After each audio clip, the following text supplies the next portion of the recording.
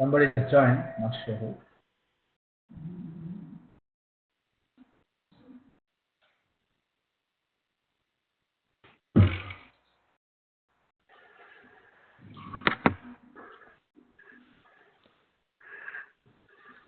Okay, folks, so it's about 6:05. Pritam, do you want to wait a few more minutes? Are you expecting others, or should we get going? I, yeah, I think we can get going. If people join, they can join. So. Okay.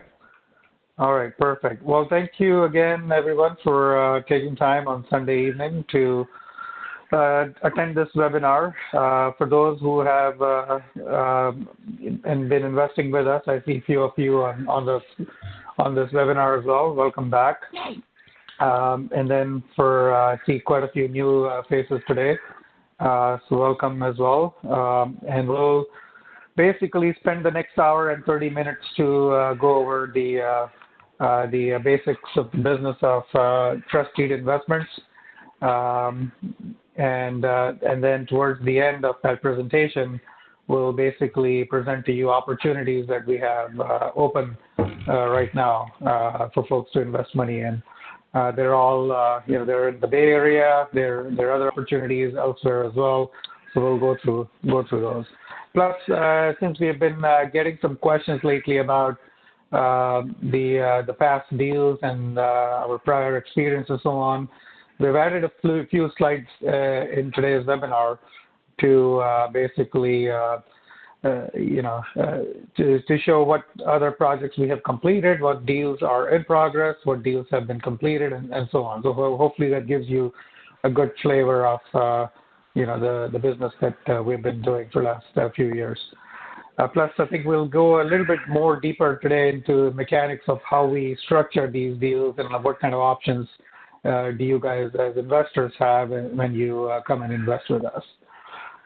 So today's webinar is being recorded. A lot of our investors who are not able to join, they request that we record this webinar and post it somewhere so they can listen to it or watch it offline at their convenience. So just a heads up to everyone, we are actually recording this webinar. So my name again is, I don't think I introduced myself. My name is Sandeep Arora. I work with the Blue Bridge Group. We're based out of Pleasanton, California. And with me today is Pritam Sinha, who is the managing partner with Funding Warehouse, based out in Southern California. So I'll go through the introductions, take the first couple slides, and then turn it over to Pritam for basically the presentation on trust deed investments. So we basically, between myself and Pritam will cover the presentation for today. I kind of already went over with you guys the agenda. Pritam will touch upon or spend quite a bit of time on the private money lending portion of the presentation. We'll have current opportunities, and we invite questions. So don't wait for a question. If you have a question, I think all of your lines should be unmuted. So if you have a question, please feel free to jump in and stop us, and we'll take your question as we go. Very quick, we've got to read this legal disclaimer, makes our lawyers happy. We're not investment advisors. We highly encourage you to, basically review all the information that we present to you carefully. You're free to accept or reject any recommendations made by us. A recommendation is not a guarantee of performance. And please do consult a professional advisor for your investment decisions if you feel so as appropriate.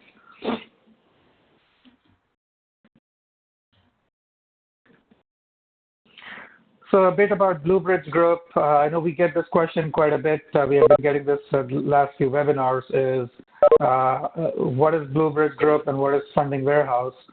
So Blue Bridge Group is basically based out in Pleasanton, California, and we invest in residential fix and flip projects. We help folks buy and sell real estate in San Francisco Bay Area. And then we also have a rental investment portfolio under which we invest in properties in California, Nevada, Illinois, and recently added the Florida market. And Funding Warehouse is Pritam's company, where he started that company, and they have been in business for a very long time.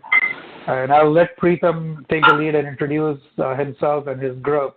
But a question that we typically get asked is, how does Funding Warehouse and Bluebridge, what is the business arrangement? We basically, Bluebridge Group is mainly focused on properties and fix and flip projects in the San Francisco Bay Area. But Bluebridge also partners with Funding Warehouse for raising private money for other fix and flip projects elsewhere. Funding Warehouse is the major platform through which all the fix and flip project deals come to us. And Bluebridge basically helps raise money for a portion of those deals, and Funding Warehouse has other channels and other partners through which they raise money as well. So with that, I think maybe it's a good time to transition over to Pritam. Pritam, do you want to take the stage and introduce yourself and your company? Yeah, sure. Okay, so my name is Pritam Sinha, for those of you who do not know me. So we actually have, I am the founder of Funding Warehouse. We started the company almost 5 years ago. It says 3 years, but actually 5 years. And I have been in the real estate business for a really long time. So about a couple of years back, I was in a seminar. I was speaking in a group in San Francisco, and that's when I came across Sandeep. And since then, Sandeep and us have been working very closely with each other on different projects. Another thing Sandeep does is, if some of the projects in the Silicon Valley goes bad or doesn't go the right way, we have to take it over, then he also helps them to take over and finish them. So we work very closely with each other, and we're getting even closer and closer. And yes, so our main purpose today is to discuss with you about the exciting world of trust deed investment. My talk will be very informational, and feel free to ask any question. It is not a sales pitch. If you wanted to invest something, then let us know and we can go over with you. But my primary goal is to give you information about the trust deed and basically how to protect yourself from that investment. So if I go to the next one, yeah. So our main is a private money lending. So let me explain to you a typical structure of a fix and flip project and the associated trust deed investment. So say a purchase price of a property, a borrower is buying a property for 1 million, and the rehab estimate is 250,000, and the after repair value, which is ARV, is 1.7. And in this project, one of the most important things which we try to always achieve is to have the total loan to be about 70 or 75% of the after repair value, and that is the very, very important. And only one thing you learn today, that is the thing you will learn, is that how to take the total loan and make it less than a percentage of the ARV, which is usually typically between 70 to 75, depending on the market condition. So typically the first lender, which there are many first lenders, they will lend about 80% of purchase and some rehab. And as a second lender, we come up with some or all of the difference. So that's where we have a second lien on the property. And again, the most important thing is to have the total lien, the CLTV, the first and the second together to be less than 70 or 75% of the ARV. And that is something to remember. And I will go over why we use the ARV, the after repair value, and not the current value. I will go over that. I will also go over the different risk scenarios and how we work to mitigate them. And by the way, anytime if you think I'm going too fast, or because different people are at different levels, feel free to stop and ask a question. If I'm going to cover that topic later on, I will say I will cover later on, but if not, I will answer right away. But I want to make sure that you understand and do not get lost. So my next slide will be. You should be able to. You should have controls now, Pritam. Okay. Yeah, I thought I did.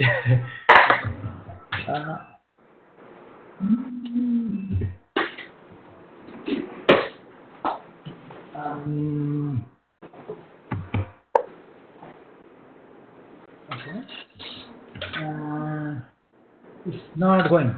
Uh, Okay, that's okay. okay. Yeah. I'll do that Yes. for you. Okay. Go ahead. Okay. So, who are our investors? In this scenario that I just described, our investors are, we whenever a borrower comes up with a deal, we arrange the whole financing stack. So the whole financing that they need to make the project happen. So the first position investors are typically hedge funds.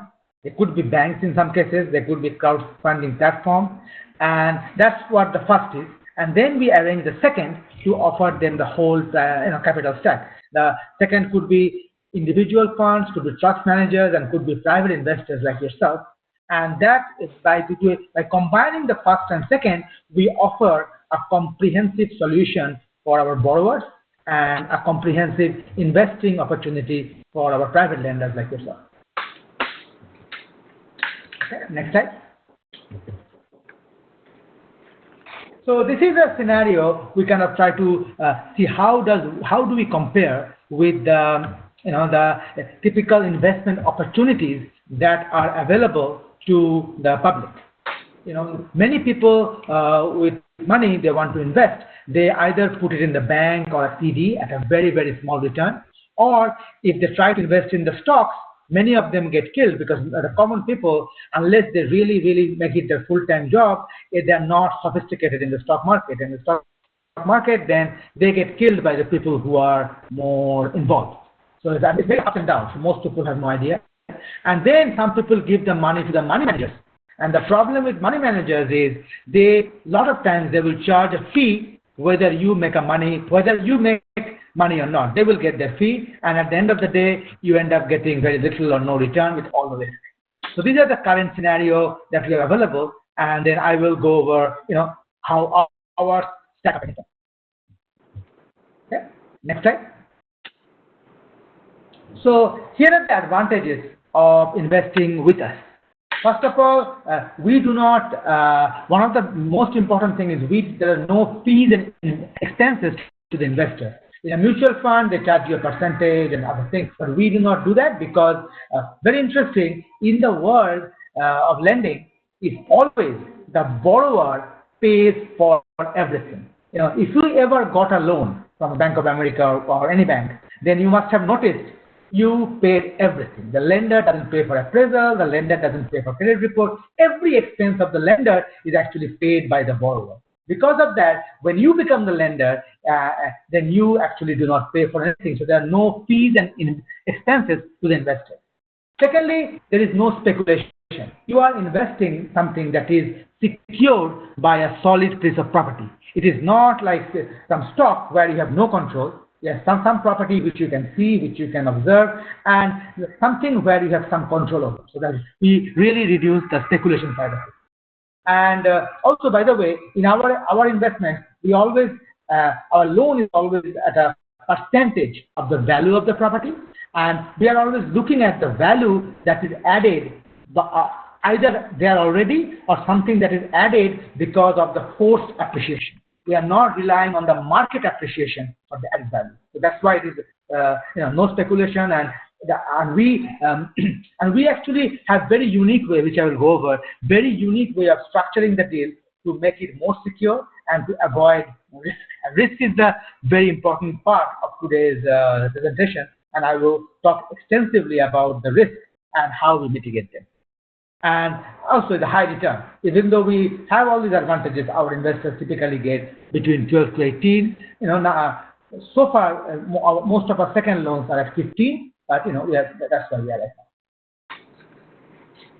So here again, to illustrate, here is the situation with a money manager where, even though you make money or not, a lot of people have this experience, the money manager still gets the fee. And at the end of the day, your dollar will become less than a dollar.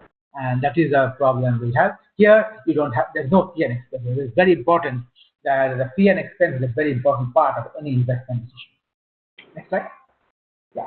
So here actually, if you do the chart over many years, the difference between a 1% fee by a money manager and no fee can be huge. And if you look at this example, over 20 years, the difference is like a couple of 100,000. So very important to that. I think I've said it many times. Is not having the fee and not having a fixed cost attached to your investments is very important consideration. Next slide. So now I kind of position yourself how our investment kind of compares with what is available out there. But now I will kind of go over slowly with what exactly do we do and how do we make it secure. So first of all, the biggest concept is be the bank.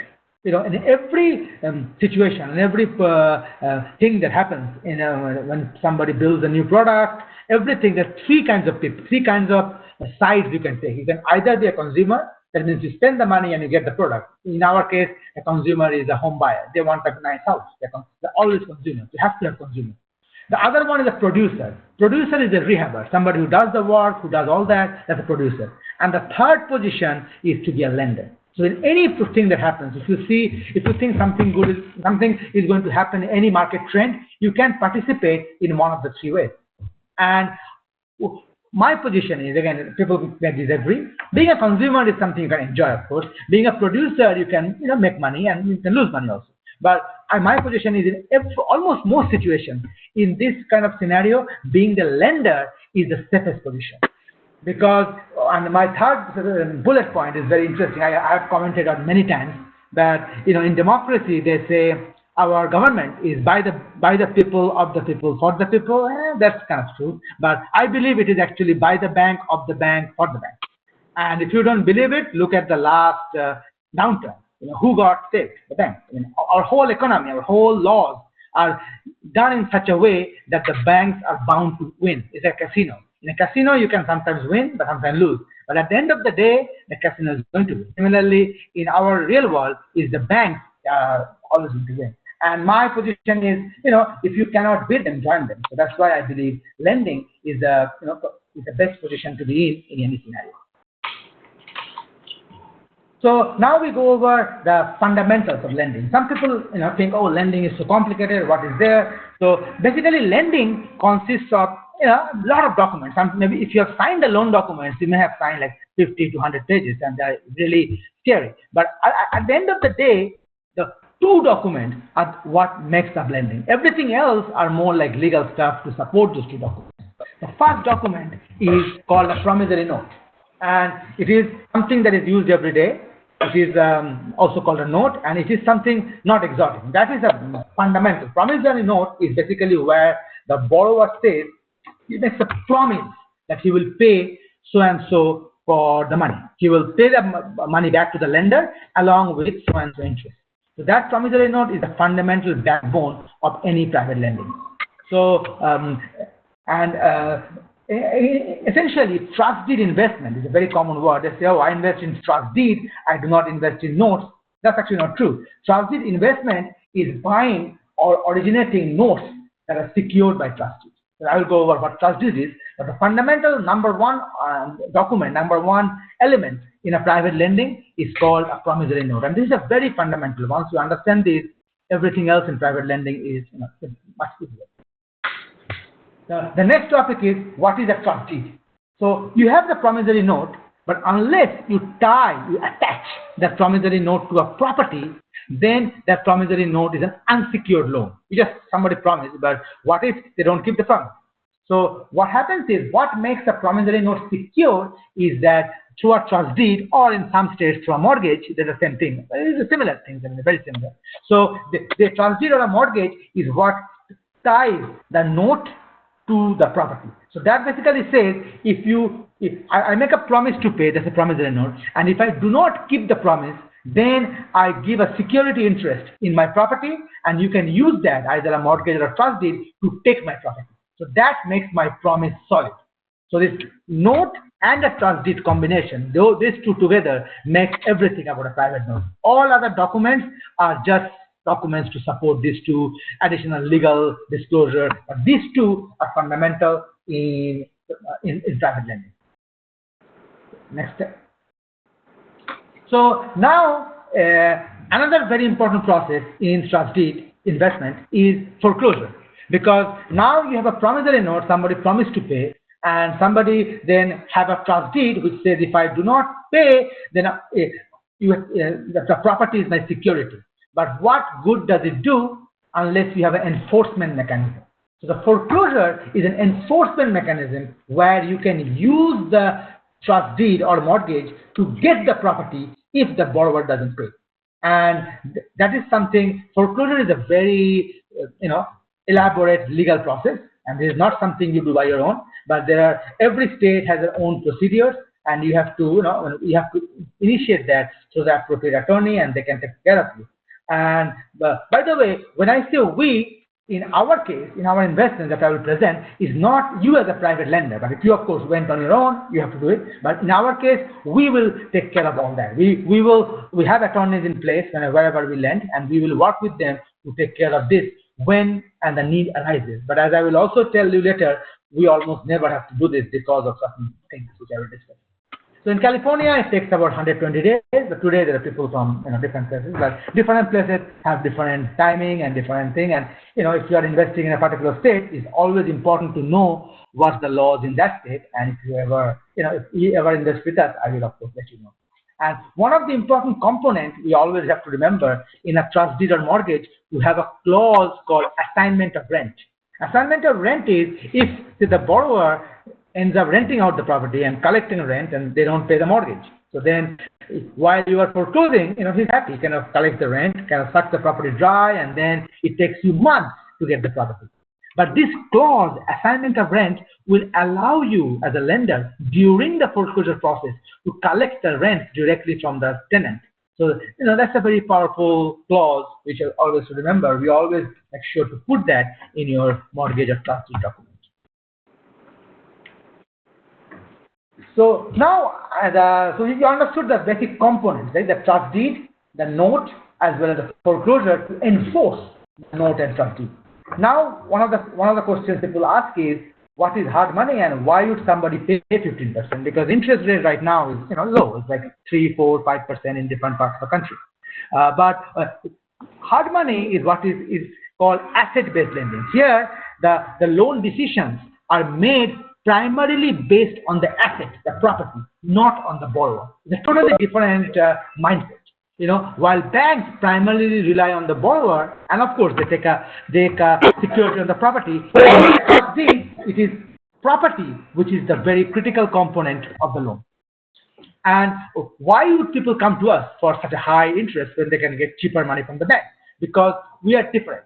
First of all, hard money or private money is supposed to be very, very fast.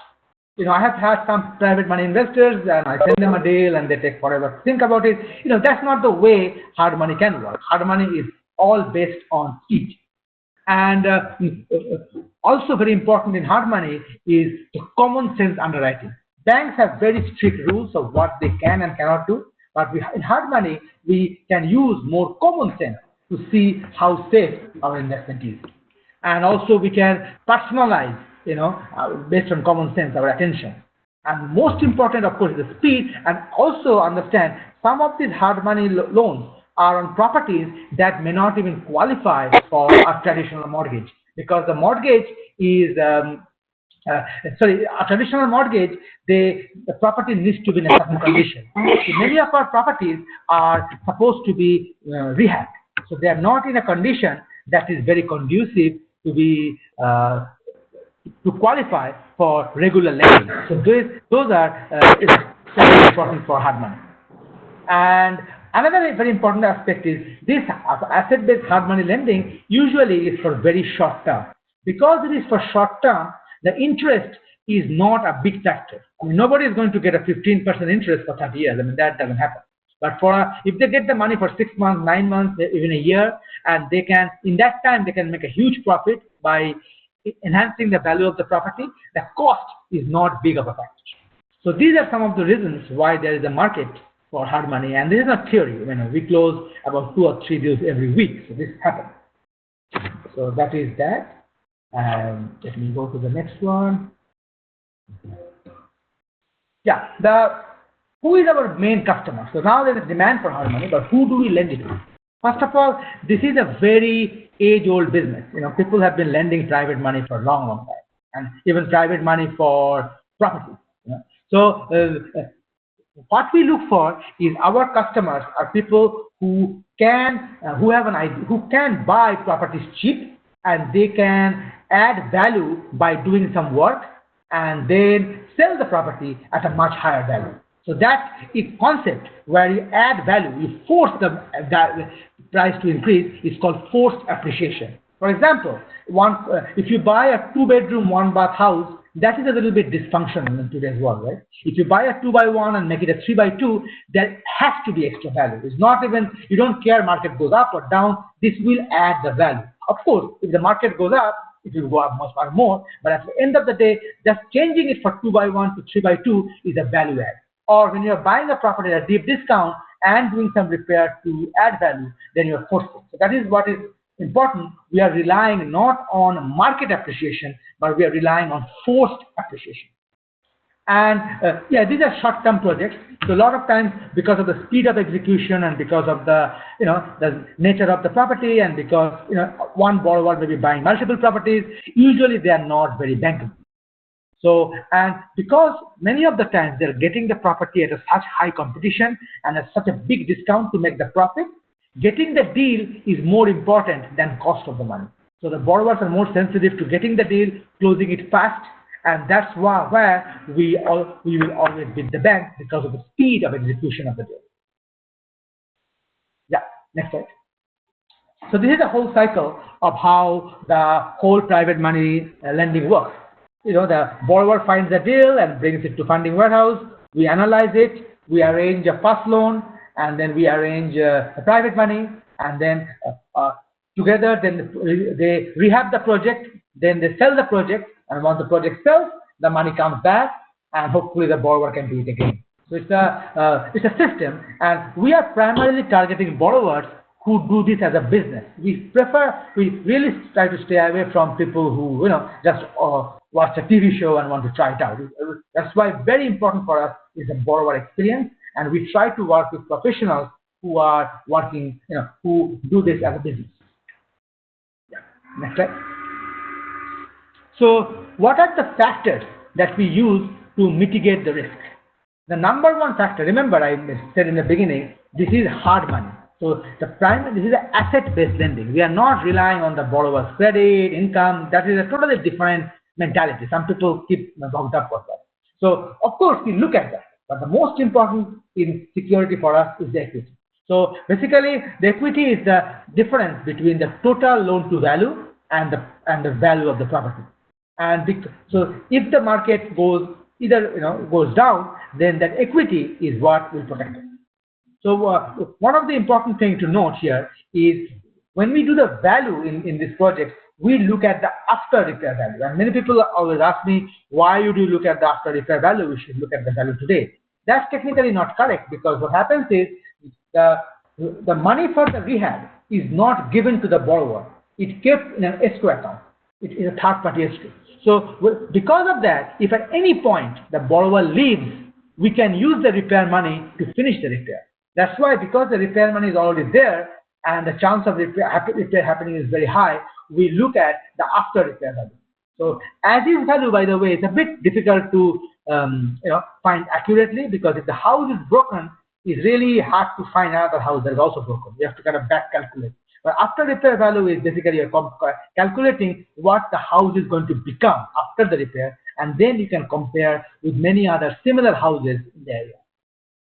So other risk mitigating factor is, what if the house burns down? I mean, obviously, that's why we have hazard insurance, and the lender is named as the additional insurer or the mortgagee. It's very standard, like when you get a bank loan, the bank is named as the additional insurer.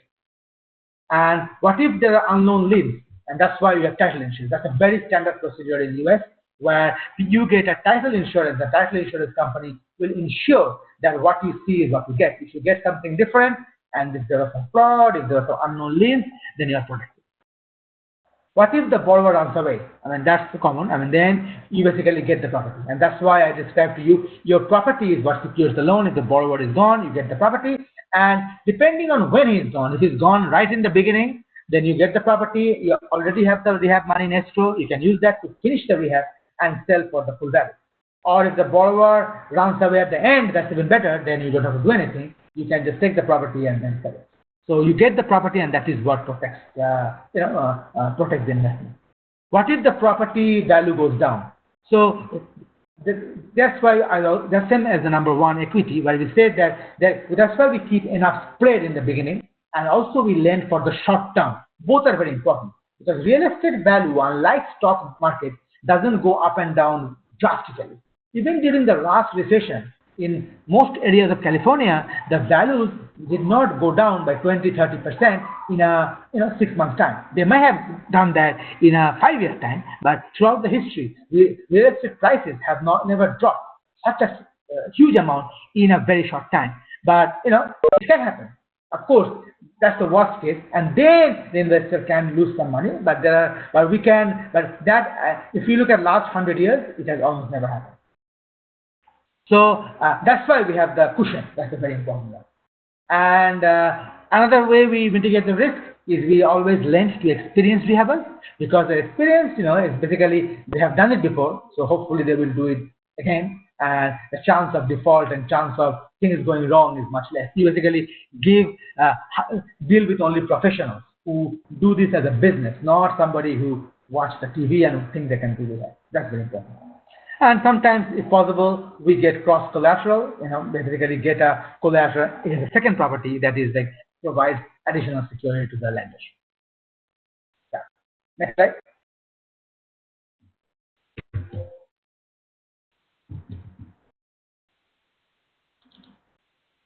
Yeah. Sandeep.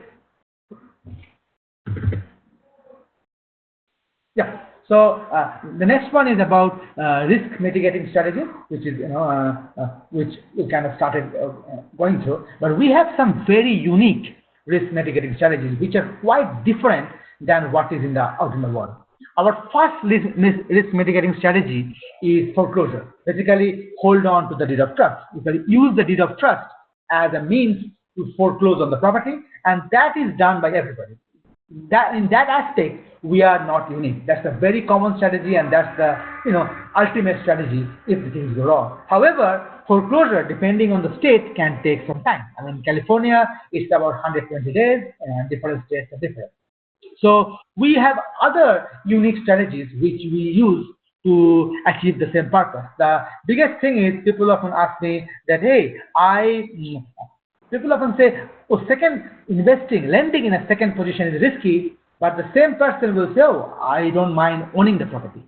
So one of the things I always tell them is that, when you own the property, and if you have a first loan and the second loan, your position actually is behind them, your third. So being a second lender in that scenario is actually safer than being the owner. The only difference is a second lender does not have the deed or title to the property, while the owner has a deed or title to the property. So our goal is how we can get the deed or title to the property, so we are in the same position, we are in a better position than the owner.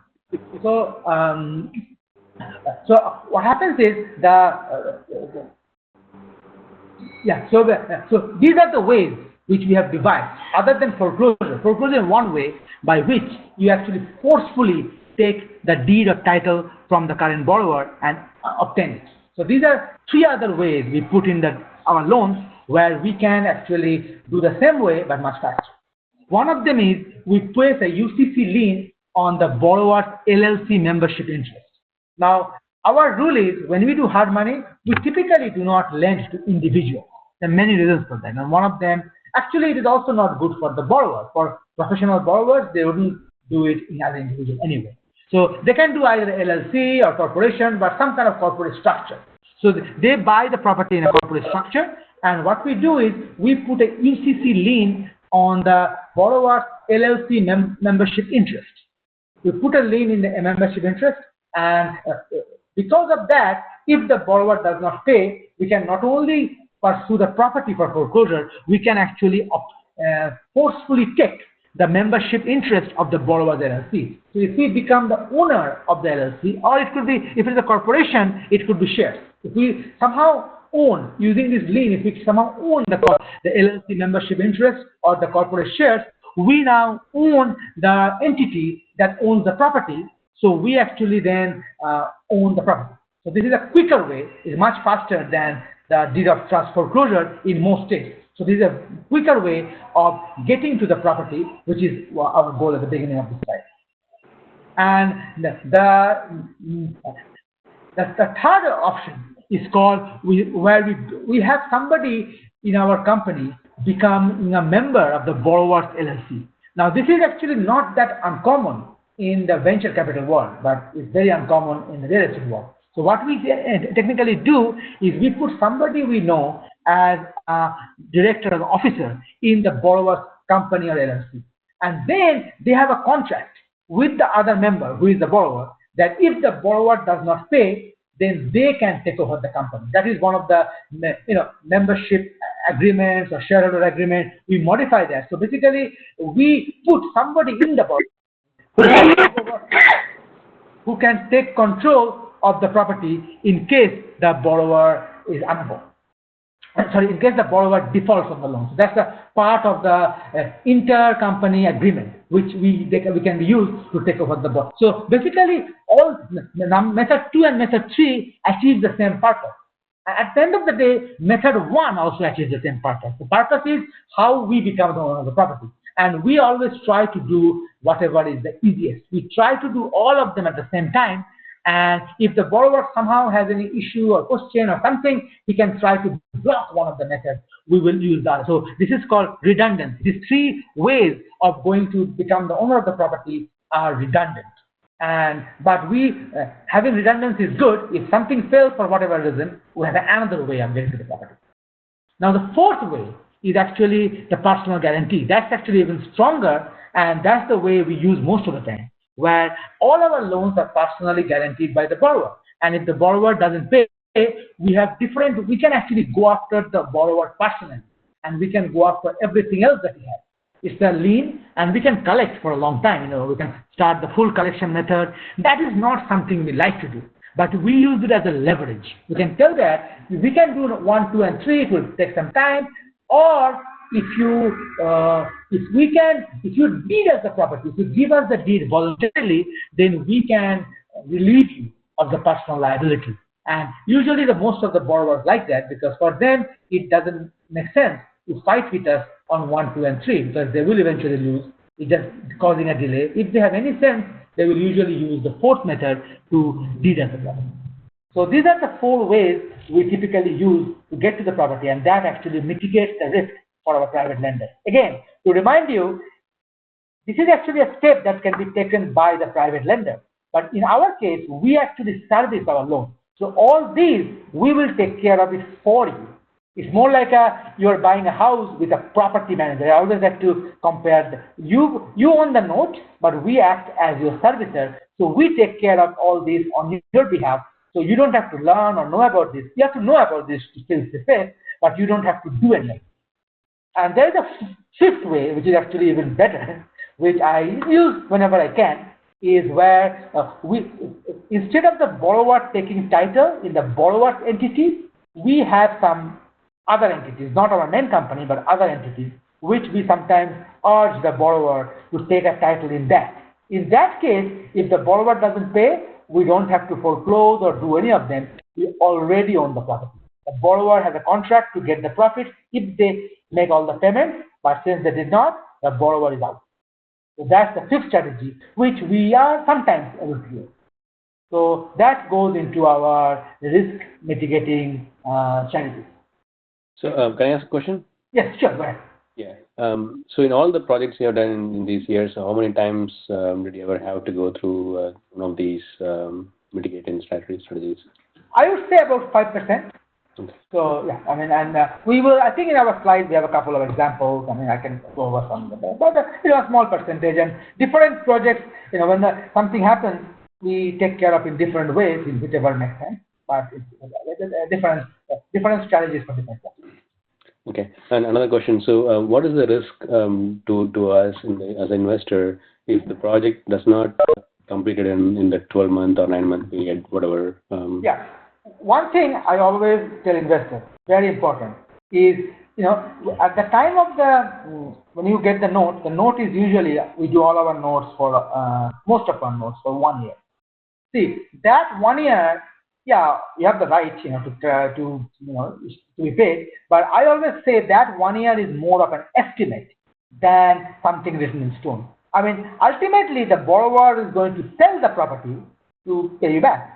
But it is real estate. Real estate is not a definite, it's not an exact science. Things can take longer. So I always say, as long as it is reasonable, we cannot take 10 years, but as long as it is a few months. So if it goes longer, that is technically not a risk. That just extends your term. That can happen. But to get the money back, that's a different story. So for that one, either the borrower will finish the project or we can take over the project depending on how it is going. If the property is going in the right direction, if the borrower is doing what they should, we would not force them to give it to us because then we have to wait again. But if things are not going in the right direction, then we will take over the property and we will sell it. And in the meantime, we will keep the investors current. So in that situation, there may be a delay, but your principal is still protected because remember, your lien is whatever was in the beginning. Any interest or any cost the borrower incurs in between comes out from the borrower's profit, and if there is a loss, the borrower will end up in a loss. But your liens are still the same compared to the equity. As long as the property profit doesn't fall, you are protected. Okay, so in that case, then let's say if it was a loan for 12 months and if it ends up being delayed by 3 months, then for the 13th, 14th, and 15th months, we will still get the interest. Of course. Yeah. So nothing changes. It will be basically most of our loans are 15%, right? So that ends up being 1.25% a month. So you still get that, and you just continue to get that till the loan is paid off. So always remember, even though on paper and everything that term of the loan is fixed, at the end of the term, if they don't pay, unless something has gone really wrong, you just have to understand you may have to extend it for them. Okay. Because it's very hard to know. And on the other side, some borrowers, and I will give you some examples, some borrowers finish very fast.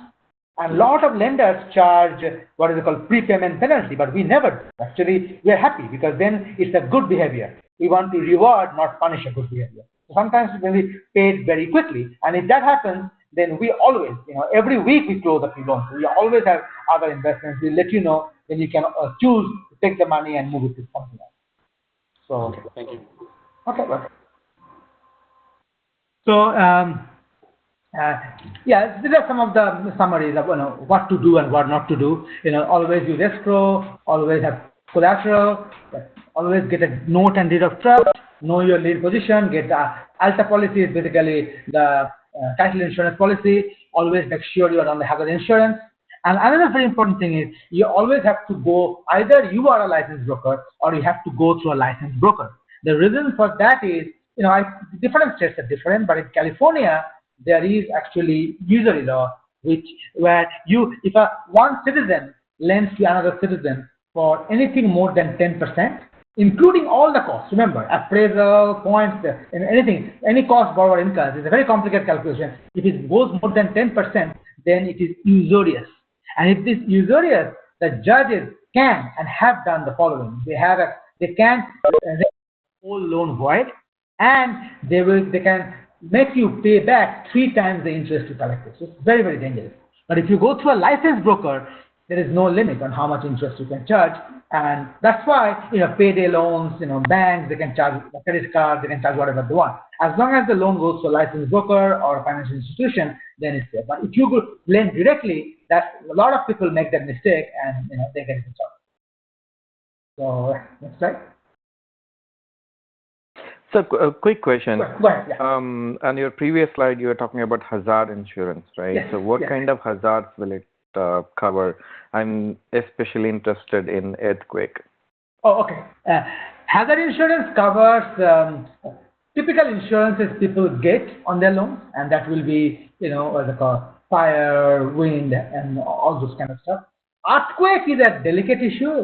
Most lenders do not allow earthquake insurance, and California actually there's a law where you are not supposed to force the borrower to get it. So that is something we always check. Earthquake is such a thing which usually the insurance doesn't cover. Even in the most houses, when the banks give you a loan, they don't really enforce the earthquake because of the laws. But at the end of the day, the hazard insurance is very standard. We follow the same guidelines as the banks follow. So most of the common coverages that are needed in, the house is vacant, so there's extra vacant house coverage. There is some vandalism coverage. It's like it's not something exotic. It's basically something very. Earthquake is something which in California they try to for that there are some laws against forcing the borrower to get earthquake insurance. That's a rule. Okay, thank you.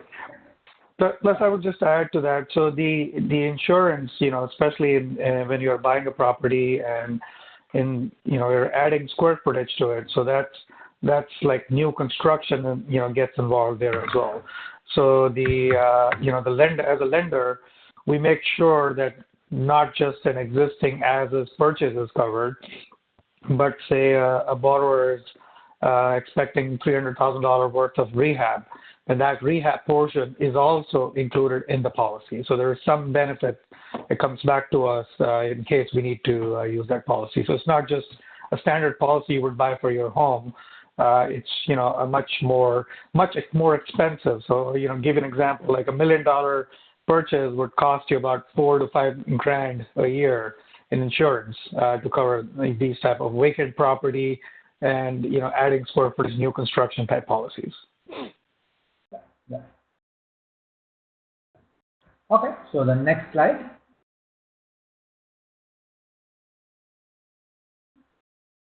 Yeah, so there is a lot of myths about the second trust deed, and I went over a little bit before. People think that second trust deeds are more risky than the being owner, but that's not true. So that I already explained. So it's more risky than first for sure, but it's less risky than being a fixed and flip investor himself, because there you are guaranteeing the first loan and you are behind everybody else. Second is actually better, and second offers higher return than the first, and your biggest cushion comes from the after repair value, which also I went over. And I went over the advanced ways to mitigate the risk. So yeah, the next slide. So here is, in general, to summarize the investment options. Right? We have two kinds of investment options. Some of them you have no control, and some of them you can control. Like the no control ones are mutual funds and stocks, where the stock market will go up and down. Mutual funds will buy other stocks which you cannot control. Same as bonds, and same as when you invest in some kind of startup. And regular retirement accounts, basically, which invest at the end of the day in mutual funds and stocks. There you have no control. Where you have control is something like a real estate, where you buy a note or a trust deed. Is the same thing actually, buying or originating. And where you own your own business, or where you do a self-directed retirement account. That, by the way, is one of the ways you can also invest in trust deeds. So it's very important to know. I'm not saying control is better, but control means at least you are setting up your own destiny. No control ones, you are basically relying on somebody else, and if somebody else usually will care less about your project than you. So the next option, next slide. So I'll just add here, Pritam, just for a second. So we have a lot of investors in the Bay Area, especially, I guess, pretty much all over, who have had money in their, previous employer 401k accounts. Yes. And we have, a self-directed IRA contact, a company that we work with on a very regular basis, who's helped these individuals roll over that money from their previous employer 401k account, put it into a new self-directed IRA account, and then you can use that newly opened self-directed IRA account as an investment tool, and you can invest in these trust deed investments. So we have several investors, that we have helped in the last couple of years who have been doing this. So if you are interested in doing that, feel free to reach out to me or Pritam, and we'll connect you to the folks who can help you with doing this. And this is particularly useful, the self-directed account, if you especially want to put in real estate. Lending is a perfect vehicle, because as a lender, one of the bad things about being a lender is your money is interest income, so there's a tax consequence. But if I'm not giving tax advice, but just stating, but if you invest it through a retirement account, then you can avoid that. So lending is a perfect vehicle for retirement account compared to any other investment, including the rest. Yeah. Okay. And here is the now, if you want to have control, then you have two options basically. Either be a property owner or rehabber, or be a lender. And if you look at all those, as a being a rehabber or property owner is very involved. You get your hands dirty. You have to deal with sawdust tenants and toilets. You have to deal with so many people and talk to so many people. It's a full time job. It's very. A lot of people say, "Oh, I bought a what do they call a turnkey portfolio," but then I also heard I turned the key, but nothing happened. And people, it's not. It's very hard to have real estate turnkey. It's the active stuff. You're dealing with real people, with real problems, with real stuff. And there's always something goes wrong. But as an investor and lender, you are away from all that. One of the jokes I always say is, if my toilet breaks, nobody calls the bank. Right? So you as a lender is liability. If a tenant falls, they can sue you. As a lender, by statute, by law, by common law, you're completely separated from all that. Nobody will call you for anything breaking. If somebody falls in the property, dies, nobody is going to sue the lender. So that's big protection, and that by nature, it's an amount of passive involvement that is very powerful compared to being an owner or rehabber yourself. Next. Yeah. So this is more of the structure on how we operate, how to invest with us if we decide. Before we go to that one, I will open it up for questions. That way, I know I'm not sure if everybody understands, and if there are no questions, there will be questions. Hey, Pritam, one question I received through chat messages here is, okay. One of the investors wants to know if they can invest in first deed opportunities with us. Yeah. Okay. They can, and if you can, I can take a note of that. We typically hear the situation. Typically, the first deed opportunities are, there are a lot of big funds. These funds are where people put the money in, and these funds will do the first loan, and we typically broker them to the fund. So there's unlimited money available. However, there are certain deals which, for whatever reason, is a bit different. We may have it available for investors.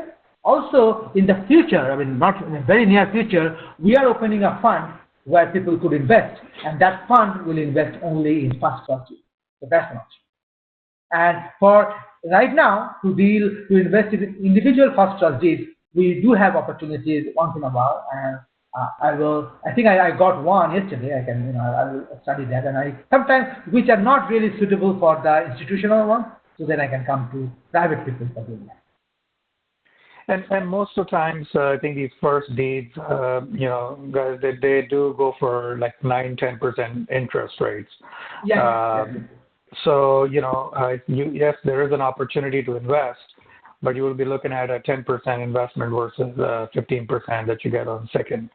And especially in California, the amount of first loan is usually, the example we gave you at the beginning, the amount of first loans are typically like, in the range of $750,000 and above.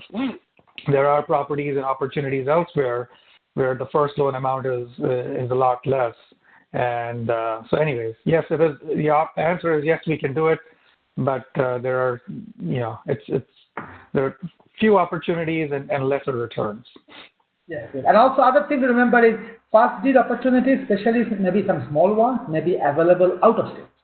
Those, because some out of state, they are very small, and sometimes because they're so small, some institutional lenders do not lend on them. Like Ohio, for example. Right. Ohio houses sell for 30,000. Most lenders will not. Most institutional lenders will not lend below than less than 100.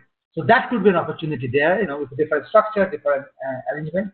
But in general, in California, they are difficult. Also about the rate. In California, there is a lot of downward pressure on the rate because of the amount of funds available. I think right now the market for fast transit for very low LTV can be as low as 8. A lot of people are demanding 8, so it's now 8 to 10 right now. So that's another thing to consider about the fast. But again, they're available and we get them once in a while. And especially if you're willing to go out of state, there's some states are cheaper, so we can do that. Yeah. Any other question?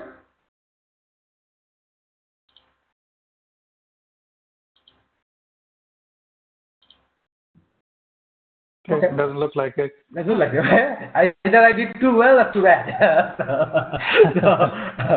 So now I'll go over some of the ways to invest. This is a new slide I put in because a lot of people after my seminar they wanted to get involved and they were kind of confused about how to get involved. So basically, I call it two methods. It's not like I didn't come up with a name and method one and method two. Method one is the most common, used to be, now is very uncommon. Is because at the time of closing, I say, okay, I have a deal, I need 100,000, who wants to come in? Somebody says they have 75, somebody says they have 25. I say, okay, you two, I put you together, I put your names on the note, and we close the deal. And you wire the money straight to escrow, and your money in and the deal closing all happen together. But the problem with this advantage of this is we at funding warehouse do not have to come up with any or all of the money. We have to come up with like nothing. It's the whole note we have invested for. But the disadvantage of this is it's extremely time sensitive. People come to hard money for a reason. If we take a month to close, I mean, they could go to the bank. So speed is the name of our game. We have to move fast. We cannot dilly-dally and stuff. And when we are relying on multiple investors, if one person is slow and doesn't respond, is traveling, so it's almost impossible to, with all the stars say have to be aligned for a deal to close like this. And we have rarely closed deals like this anymore. Because people have other things to do and we don't like to push people, and in fact at a regular investor speed this is almost impossible to obtain. So we close almost all of our deals now in method 2. In method 2 is we close the deal with our own money and we write the note in our name, right? And after the deal closes, you then buy. We have to, because we could hold on. I mean, some of the notes we don't sell, we hold on to for a long time. But we can then sell you the loan. When I say sell you the loan is, we sell you the note, deed of trust, and everything else that is in the loan. We sell you the loan, you buy the note from us, and that way we get our money back. So this advantage of that is this is actually a very it is not time sensitive, because at any time somebody comes to us, we always have some notes we haven't sold, and it's okay, we have 5 notes, which one you want to buy, and they pay us the money, and off the counter they buy. Everything is signed, everything is documented. We just sign a simple assignment. And if you think that is not common, that's what happens with almost every bank. Every time you close a loan with a bank, almost always, in a few months you will receive a letter that, oh, it has been sold to that bank. Wells Fargo sold to BOA, BOB sold to Wells Fargo, somebody else. So this is very common, and buying and selling of notes is very common. So in this case, we originate the loan and then we sell the note. And for your point of view, it's exactly same as the first one, but only difference is for us is in this method, we have to have the money to close and then we take over. That is, we can handle. I mean, we usually have enough to close most of the loans, and right after closing, we sell the note, and then, and also in this method, I can sell in parts. Like suppose that there's a 100,000 note, somebody came with 25, I can sell in 25% of note. Somebody comes with 75 a few weeks later, and I can sell in 75. Or if total amount of notes sold ends up being 90, now we can still continue to hold the other 10. So it's more flexible. So this is the method 2 is the method we use most of the time. Next slide. And assuming you do method 2 or maybe method 1 also, there are 2 ways to get involved.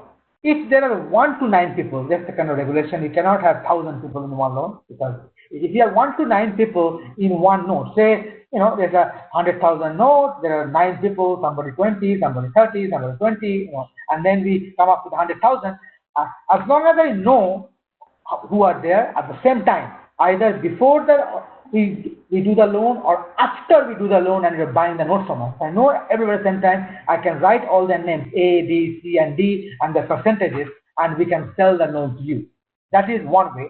And then the deed of trust gets recorded in that joint name, A, B, C, D, E, and F joint name. But that's what the other way is. We always prepare ourselves for way 2, because we typically when we do a loan, we do the loan in the name of Mendoza Property Address Trust. Mendoza is our company name, so remember easily our company name, Property Address Trust, and then we are the trustee and we are the 100% beneficiary. because we funded the loan 100%. Right after that, if somebody comes up with a percentage, not all together, maybe somebody came up with 25%, then they can buy 25% of our beneficial interest in the trust. Basically, they are getting 25% of the loan. So what is recorded is the trust as a lender, and you have your document which shows that you own a percentage of the trust. So indirectly, you own percentage of the loan. So that's same as if all of us decided to we buy a farm and we grow some grapes and make some money. Not all of us have to be on the title for the farm. We can open a company or a trust, and we become beneficiaries depending on how much we contribute, and we do the farm, and at the end of the day, we get our percentages depending on how much we put in. So that's the situation with method number 2. And the advantage is privacy. Privacy was very important for some of our doctors. Even if one person invested, many times they choose this method because they don't want their name on public record. Because in method 1, your name is on public. Anybody can search which loan you did, and it's not a problem. But some people prefer the privacy because the second method. And also, when we have to do stuff, then it's easier to handle because I remember one time they wanted to sell the note, then everybody had to sign. It's a bit of a work, but if we are here, then we can just sign as a trustee. It's a bit easier. But you have the option of way 1 and way 2 on any investment that comes around.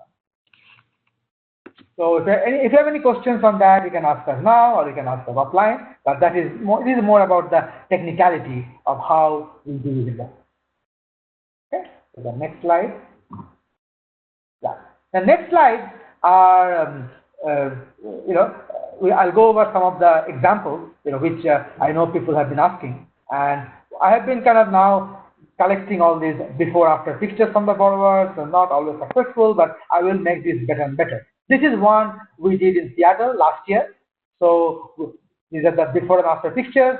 The property was borrower purchased the property for May 13th on May 13, 2016, and sold it in December. So that was less than 1 year. The loan was for 1 year, but it was less than 1 year. They sold it for 30,000 more than they thought, and our investors got paid off at the end of last year. By the way, the borrower for this is on this call, but I'm sure he knows. But yeah, this is one of the examples we have. So let's go over some of them. This one I'm still waiting for the pictures, but I have the numbers. This is actually in Silicon Valley in Pacifica, and all these numbers, by the way, can be verified by going through the title profile which you can send. So if we bought the purchase for 980 at the end of this last day of 2015, and he sold for 1.4, actually exactly as what he had thought, on September 29, 2016. So that was also less than a year, and that was another project, and that is in Silicon Valley. I'm trying to give a few examples from different parts. Yeah. This is one in Los Angeles. This was a borrower. This also was very fast. The borrower bought in 2016 and November 2016, and he just sold it like a couple of weeks ago. We just got our payoff. So here the gap was about 40, and he actually sold it for 100K more than ARV. That doesn't happen often, but sometimes ARV is an estimate. So he sold. Markets went up a little bit in Los Angeles, so we sold for that, and we all got paid off. Again, this can be verified by the running a public. Okay, the next one. Yeah, this was one we had in San Francisco. I cannot find the before pictures, but I have the afterwards. So I put some pictures here. So this one, that it sold for less than what they expected it to sell for. But here's the thing also. Even if the property sells for less, then the borrower makes less money. But as investors and lenders, we always get paid off. So and also, other thing, if you notice, she bought it on August 2015 and sold in October. So a bit more than a year. People got a couple of months delayed, but they got all that interest, and when they got paid off, they got the full payoff because borrower, I think, made no money. Maybe she took a loss because she had to make all our profit. But this one, she sold for less. There are some issues with the borrower, but Sandeep borrower actually could not sell herself. She hired a wrong agent, and then we helped her. We stepped in, and we got it done. So yeah, this is another example where we had to step in and get the deal closed on the other end because this property was sitting on the market for months and it just did not sell. We went in, recommended a few additional, items to move around the house and minor rehab, and eventually got it sold. But yeah, I mean that's typically what we do. If a property or a project is struggling, we step in and we do whatever needs to be done to get it to the finish line. So in this scenario, did you have any influence in terms of reducing the price? Looks like a significant reduction, right? So was it one of the steps that you had to take just to sell it so you can get the money back? Yes, exactly. So I think the borrower's expectation on the after repair value and what the comparables were selling at that point, it clearly, given the timing of that market, it was not a $2 million sale. So we definitely had to get that corrected, which meant she made a lot less money than she expected. And like Pritam said, she likely did not actually make any money on this deal. But she couldn't sell the property at 2. She was trying at 1.7. I think 1.5 was where we actually listed it at, and got multiple offers and sold at 1.65. So yeah, it was. If you guys remember, like last year around September, October timeframe, the market had slowed down quite a bit in the Bay Area. Now back in February again this year, it's on fire and everything is selling like hotcakes. But back in fall time of last year, the entire Bay Area market was struggling a little bit. So it kind of that caught this property as well. And also here the borrower made a mistake. I think the property was completed as early as February or March. That was a full summer she had. But she had the wrong agents, and they had multiple sisters, and they have to all decide on the price, and that decision sometimes took weeks. So a lot of faults of their own, which why it stalled. And then the summer was over, and when the summer is over, the prices are not usually optimal. So we have to kind of force them to sell it quicker. So she at least got out with break-even point or so, and we at least got our money back. But that is how we operate. As a lender, not all. Sometimes our borrowers lose money, but still the lenders get paid because your payment is first. Anything the borrower makes as a payment, anything like that doesn't get added to the loan. So lender will get first before the borrower even recovers a penny of the money they paid to. That is something very critical. Yeah. So these are, so I went over some of the example old deals. In our next presentation, I will have more. I'm collecting data. And these are some of the deals that we have available like now. So if somebody is interested, they can get more information, and I will go over them quickly. And again, stop me for any time you need more stuff. So, and many of these deals they're in progress. So I may not have all them, but I'm collecting. So this one is Redwood, this property. He's a very experienced. He has finished one project, and 2 projects are almost finished. I talked to his previous lender. He's a very fast guy. Does things well. We are adding this, converting a 2x1 to 3x2, a perfect scenario. But 2x1 is a defunct house. With a 600 square foot addition, it will become a nice property. And we have the first lenders already arranged, and the borrower also is bringing about 150K. That makes it a safe deal. What we are doing is we are giving them 100K second, but we are putting out of that only 20K. Believe it or not, 20K goes towards the closing. Every money is coming from the borrower.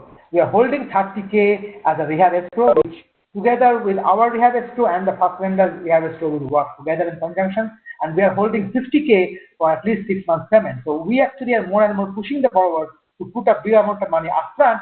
So his payments are already in escrow, so there's a chance of he running out of money during that project is less. So this is a very safe deal. He put 150K, and and he has other properties which we might get across. We don't know. We always try. We might get across on top of the other. So this is in Silicon Valley, so it will be good for our Northern California. Next slide. Oh, that's Sandeep. Okay, so I can talk about this one. So this is a new deal. It's actually my own deal. 719 Mandarin Lane in Walnut Creek. We have the property in contract. So it's a similar set of value addition opportunity here. Purchase is 855. We'll convert a 3-2 1,600 square feet house and make it a 4-3 roughly 2,500 square feet house. It's in a really good pocket of Walnut Creek. If you guys are familiar with Walnut Creek, the Northgate High School is the best desired high school there. So this house feeds into that, which draws in a lot of demand for these homes. So I already have, I think, about half of the $150,000 gap, which is we're looking to raise. I have about commitments for about half of that amount, and we're still looking for another $75,000 on this. Yeah. Oh, this is actually, we didn't remove it. I just, we presented in the last event, so like 2 weeks ago, and this project we funded last week. This was in Oakland. So I just put the sold. This was removing it, but this is, we just finished funding that one. So yeah, we closed on this. All the money is raised, and the project is progressing. Okay. Yeah, this is a new deal, which is in the method 2. The other one was kind of method 1 right now. I will go to method 2 if we don't get the money by then. But this is a new deal, which is method 2, where we closed the deal, I believe, 2 weeks ago, approximately 2 weeks ago. And this is in Encino, which is very close to our office in Los Angeles. And here the borrower is the third property he bought with us. And he actually brought in about 150K, and the first loan is whatever that is, 105, and 250K is in escrow. And he actually has 2 projects with us. One is a little bit far away, not far away, maybe a couple of months. And the second one, which he brought from us less than 2 months ago, he says almost finished. I'm going to inspect that. But he has 2 other projects with us, and there's a third one, and he brought 150K. And on this one, we funded the 94K. And we are, of course, as I said, we can sell the note to anybody who's interested. And it's not, you don't have to buy the whole thing. You can buy. This is a one where there is technically no pressure or rush because we already closed. The escrow has ended. We own the note, and we can assign you part or all of that and come along. So this is a real incident. So this is another one. This borrower just closed the loan. Actually, this borrower is the same borrower as one of the property I presented as finished. He just paid us off on March 10th. Remember, that was a few slides ago. The same borrower, he finished that. He finished way earlier than expected, and now he has a brand new project. Here, he actually is bringing 42,000 to the down payment, but we are holding his interest. And the total loan is 81K. That will include the interest and everything that we will hold. So he won't have to make the interest in it. Again, I'm gradually making more loans like this. That way, we know there's no chance of a default or getting stressed out. If he's bringing the down payment, we're holding the interest 81K, 81,000, and after the value is done. So this is and he really, one of the things that impressed me was he finished the property way ahead. I mean, there was his first escrow fell through. Otherwise, he bought in December and he could have, he bought in November and he could have sold it in early March. That was very good. So the next project, the next project also, this one we are funding next week, early next week. We already sent the loan docs out. So this project is actually in between method 1 and 2. It's kind of in the process. So if somebody buys it, it's great. If not, we will close ourselves and then sell the note. So here, also the borrower is bringing about 250,000, and we are funding 150. And the first loan is 7750K with the 500K in the highest rate. So here the advantage is one of the delays sometimes happen with some of our borrowers is the permitting can take some time, and permitting, is like you are kind of at the hand of the city. Here the good news is the permitting is all done. And they technically is shovel ready. I mean, they are about to get a document from the city, but in a couple of weeks they can start the show. It's there. So that is a big advantage, that drastically reduces the risk of some projects where, especially the rehab amount is 500, which is a lot of, it's a big job. For that, if you have the permit in hand, is very easy. Yeah. And here is a new deal in Mercer Island in Washington, which is actually in Seattle, which one of our attendees, CC, is going to see the property tomorrow. So this one is a new deal we got on the contract. People who do not know, Mercer Island is like the Beverly Hills of Los Angeles. It's like the prime area, all the rich people live there. We actually have another, we did a loan slash joint venture, another property in Mercer Island that has gone up like by 60% in less than a year without doing anything. So we got it at a very good price. Our goal is to buy that and put it on the market. We can easily put it on the market at 1.35, right away without doing anything. Or we can do the 500,000 of work, adding like a lot of square footage, and then we can sell at 2.5. So we have two exits: either sell as is or do all the work and sell after a while for the high value. So we will try both of them in parallel. We are getting the loans all approved. We need, in this one we're trying to get the borrower 300K. That way we can put the 100K in escrow. So there's no, we are not in a urgency to sell it as is. We can sell it as is if somebody buys. Else we will add the square footage and sell for the full value. So that is that. Oh yeah, Sandeep. So this deal is in progress. I think some of our investors are invested in this project. So this was a property. This is a property in Walnut Creek, 6 Sellings Court, and the total gap amount. We closed on this earlier this year in February. It's basically an existing 1,600 square feet house, which is being converted as we speak to a 4,100 square feet house. The brand new 4-bed, 3-bath, 4,100 square feet house in a desirable pocket of Walnut Creek. Like I said, the project closed in February. The total gap amount was about $450,000. We did not raise the entire gap amount at the time we were closing because we were still at that time working on the permit process for this. We have, just as of last week, or actually 2 weeks ago now, we have received a permit from the county, and so the demo for the project is almost all done. And in the next couple of weeks, we'll just start doing the foundation work, and it will take about 6 months to maybe 8 months to complete construction. So now that we have received permits on this, out of that $450,000 total gap needs that the project had, we're looking to raise we had raised about $350 back in February, so we're looking to raise the remaining $100,000. And I know there are a couple of investors who are interested in this, so we're talking to them. But that's again another project that is in progress, and I think a good opportunity too, especially because the permits are now in, and all we need to do is take it to the finish line. Yep. Oh, this is one of the deals we presented last time, but by this time it's sold. It was a small 24,000 gap on a property in Sacramento, and we sold the note after the last presentation. But I also found out they are about to go to the market in 2 weeks, so this property will also be sold. So whoever bought the note is a short term for them. But yeah, so that was a small. So we have deals of different sizes. This was a small one in Sacramento. So let's go to the next one. There's also another small one. Sometimes the small ones we forget to sell, so they get stuck. Like the last one was.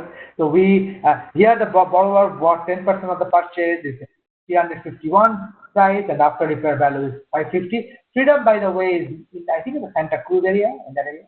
So this also is a very experienced borrower, and he will finish it in another 2 or 3 weeks. He's on the market. So this is almost done actually. They did this deal in March, and I was very impressed. By May they're done. So it will be in the market in a few weeks. So the risk is very low, and it will be a very short term. The loan is still written for a year, but the people who get in here will be out very quickly because now it's summer and the property is on the market. We will be on the market in a couple of weeks. Okay, so that is good. And next one is in Modesto. That same situation. That also will be on the market. All the small deals somehow are getting on the market in a couple of weeks because we all try to put the properties on the market in early summer, so we get the whole summer to sell them. So that is what It's happening again in the small one, and that one also closed in March, and yeah, March, maybe February or March, and that is getting on the market very soon, and anybody could, this is a small note, anybody could buy. So yeah, these are some of the example deals we have. These, by the way, change on a daily basis. So we always have new deals coming in. I have several others that we put in here because I'm not sure if the borrower is going to go or not. Tomorrow maybe they will say yes. So always keep in touch with us. Actually, one of the sites, we now put all our deals in a site called Trust Deed. No, it's trustdeed.fundingwarehouse.com.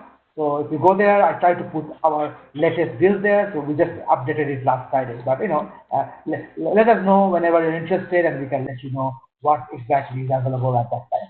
This is a kind of a moving list. It changes almost on a daily basis. And we'll email this group, the list of latest opportunities that are available. Yes. Also, we have individual like Dropbox links for each of these Yes. projects. Yes. So if you are, say, interested in a particular property, you will have a Dropbox link where you go and you'll be able to look at, all the documents for this property, including who the borrower is, who the first lender is, what the rehab estimate is. A lot of these estimates that you see here, like after repair value, I don't think we went into this, but we don't come up with these after repair values. Borrower does not come up with them. There's always a third-party appraiser who actually goes and looks at the property, looks at what is going to be done to the project, and that he comes up, or he or she comes up with that ARV value. So the appraisal reports, whatever details are available, we all post them into individual project Dropbox links. So we'll send you those, for whatever projects you're interested in. Yeah. So we're almost towards the end of the presentation. Let's see if there are any questions. Yes.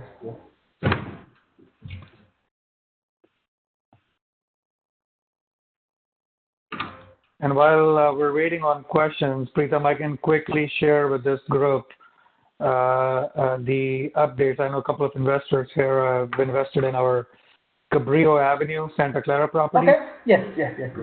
So I have, let me see if I can load this up.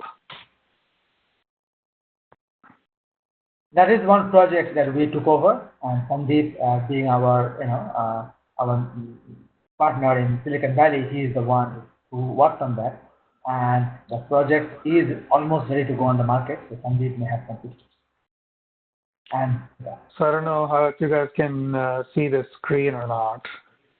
Pritam, can you see this? Yeah, I can see it. Yeah. Okay. So here are some. So this was a project that we took over, like Pritam was saying, a few months ago. This was one of those, deals that we mentioned in the beginning. The 5%, deals. They do go bad, and how we come in and step in and still take the deal to the finish line. So this was one of them. We had to foreclose on the borrower. We took the deal back in our own LLC name, and then Pritam and I, we joint ventured on this. And we basically, what we acquired was a project which, was a complete tear down. The borrower was going to build a 2,400 square feet house. So it took us about good 5 to 6 months, and these are recent pictures from just an inspection that was done 2 weeks ago.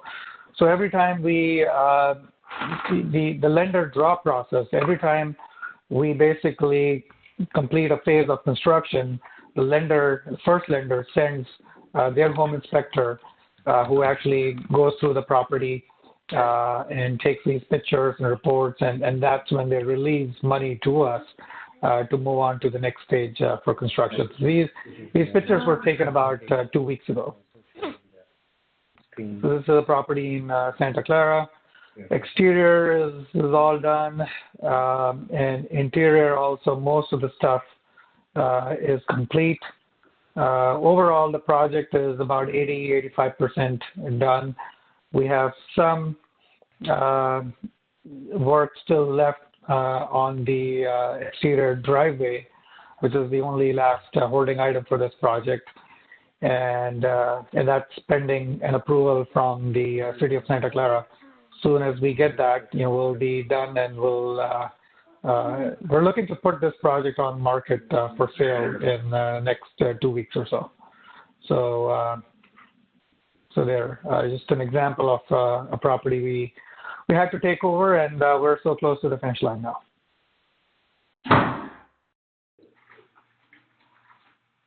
Anyways, back to you, Pritam. I don't know if you have anything else to share or any other questions. I actually haven't talked about servicing. Somehow I should make slides because every time that comes up. So one of the things,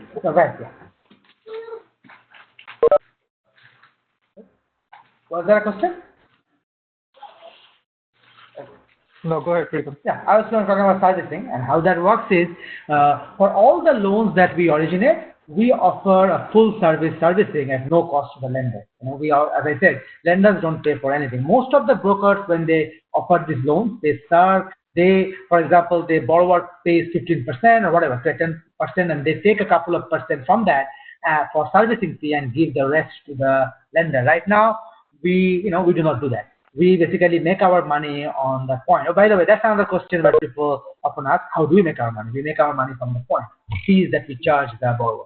So we actually offer this servicing as a complimentary service, where every month we collect the payment from the borrower and then we give it to the lender. I mean, that actually saves us a lot of hassle as well, because before, a lot of times the borrowers will forget or didn't pay or was late or sent to the wrong place, and then we will get call from the lender, so it's very difficult to manage. So we are now fully aware who has paid, who has not, because we are the one collecting the payment, and then we send it to the lender. One of the things we do, which is nobody else does, is we actually, if the borrower has not paid, basically whether the borrower has paid or not, we always pay the lenders or investors around on or before the 5th of the month. It's due on the 1st, usually by the 1st, but by the 5th we always pay them. And then when the borrower actually pays, then we get reimbursed. So that, we have the cash flow to do that, and that is something very appreciated by our lenders, because the borrowers, remember, these are not like A-paper borrowers. They are often late, you have to chase them down, but for all that, the lender doesn't have to worry. We always keep them informed, but we always pay our lenders in the beginning of the month, and when the borrowers pay, we just get reimbursed. And we can do that because we have so many properties, a few of them we can float like that. And other thing is, all these loans have late fees, right? And if the borrower is late, we already paid the lender on time. We collect the late fee later, and all those late fees, of course, we keep, because they were late to us, but they are not late to you. We keep. And other thing is, if projects go sour, if some lender wants to take over the project, welcome, we can give it to them and that's it. But most of the time, almost all the time so far, what we do is we handle everything on behalf of the lender. So that means during the one that Sandeep said, where we took over in Santa Clara, during those process, we take over the property, we do the foreclosure. In the meantime, we keep our lenders current. We keep our lenders current, we do all that, and at the end of the day, when the property sells, the lender gets their principal back, but we keep any profit. So, I mean, that is fair, because we have been keeping the lender current. If the lender wanted to take over, welcome, then I will just hand over the deed of trust. They already have the deed of trust. I always tell them, okay, I can go away and you can do everything. I mean, that's an option, but so far nobody has chosen that option. But if we do that, then we keep you current. For you, as if nothing happened. Of course, we let you know what happened. It's not hiding from you. We let you know what happened, but we try to shield you from what happened. You get your interest as if nothing happened. However, any profits we make, we keep. And because we make those profits and we make those fees, we can we can pay people on time. We can pay people. So it's kind of like even though you're investing on one property, we are investing in hundreds of properties. So we use a few default. We cover them with profits and everything we make on the other. So that's how it works, and that's most of our investors, our lenders, really appreciate.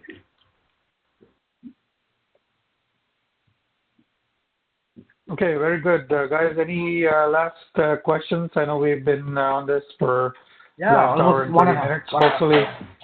Hopefully you enjoyed the presentation and learned a thing or two new about this business and the opportunities. And As I know a few of you here, but for the ones I haven't met yet, I'm based out in Pleasanton. Happy to meet you in person, sit down, and go over any of these deals in more details if you like.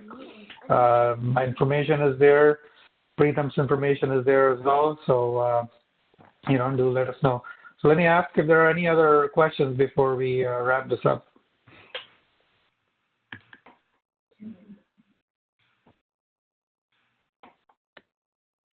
Okay. Today is perhaps the least questions we got. Either we did it too well or people went to sleep.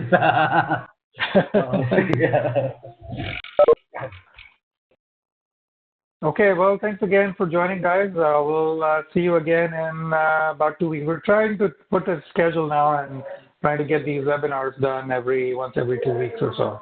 So we'll get back to you when the next one is scheduled. All right. Thank you. Thank you, bro. Thank you, guys. Bye. Thank you, guys. Bye-bye.